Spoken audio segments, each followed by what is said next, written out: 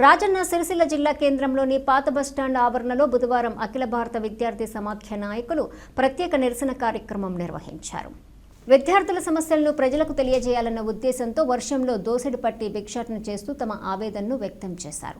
ఈ కార్యక్రమానికి ఏఐఎస్ఎఫ్ జిల్లా అధ్యక్షుడు కుర్ర రాకేష్, జిల్లా కార్యదర్శి మంద అనిల్ కుమార్ నేతృత్వం వహించారు.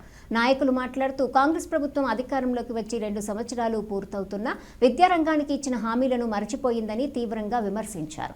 ప్రస్తుతం రాష్ట్ర వ్యాప్తంగా 8,000 కోట్లకు పైగా స్కాలర్షిప్ మరియు ఫీజు రీయింబర్స్మెంట్ నిధులు పెండింగ్లో ఉండటంతో వేలాది మంది విద్యార్థులు ఇబ్బందులు ఎదుర్కొంటున్నారు ఆవేదన వ్యక్తం చేశారు. ఈ కార్యక్రమంలో ఏఐఎస్ఎఫ్ జిల్లా అధ్యక్షుడు కుర్ర రాకేష్, కార్యదర్శి మంద అనిల్ కుమార్, ఉపాధ్యక్షుడు పెండేల ఆదిత్య, నాయకులు శశికుమార్, బట్టి హరికృష్ణ, రాహుల్, సంపత్, శ్రీకాంత్, సన్నీ తదితరులు పాల్గొన్నారు. ఈరోజు విద్యార్థుల చదువులు ఏ విధంగా కొనసాగుతాయని చెప్పేసి ఈరోజు మేము ప్రభుత్వాలను అడుగుతా ఉన్నాం. ప్రైవేటు విద్యా సంస్థలు నడుస్తున్నప్పటికీ కూడా ఈరోజు కాలేజీలు నడపలేనటువంటి పరిస్థితులు ఉన్నాయి. ఒకవైపు ప్రభుత్వ కాలేజీలు నడవలేనటువంటి పరిస్థితులు ఉన్నాయి. ఇదే విధంగా కొనసాగితే మాత్రం రానున్న రోజులలో ఈ కాంగ్రెస్ ప్రభుత్వం తగిన బుద్ధి చెప్పాల్సిన పరిస్థితి ఏర్పడుతూ ఉందని ఈ సందర్భంగా తెలియజేస్తా ఉన్నాం. నా పేరు కుర్ర రాకేష్, ఏఐఎస్ఎఫ్ జిల్లా అధ్యక్షుడు. ఏఐఎస్ఎఫ్ రాష్ట్ర కమిటీలో భాగంగా ఏదైతే తెలంగాణ రాష్ట్రంలో ఇప్పటి వరకు ఉన్నటువంటి స్కాలర్షిప్ ఫీజు రియంబర్స్మెంట్ ఇప్పటికి కూడా విడుదలైన పరిస్థితి ఉంది.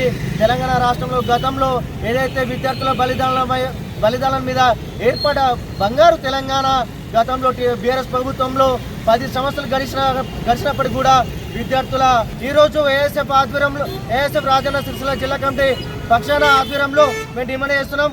దీనిలో భాగంగా ఈరోజు ఇక్కడ ఏదైనా పాత బస్టాండ్ ఆవరణలో భిక్షాటన చేయడం జరుగుతుంది.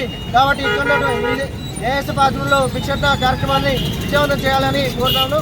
నా పేరు మంద అనిల్ కుమార్, ఏఎస్ఎఫ్ జిల్లా కార్యదర్శి.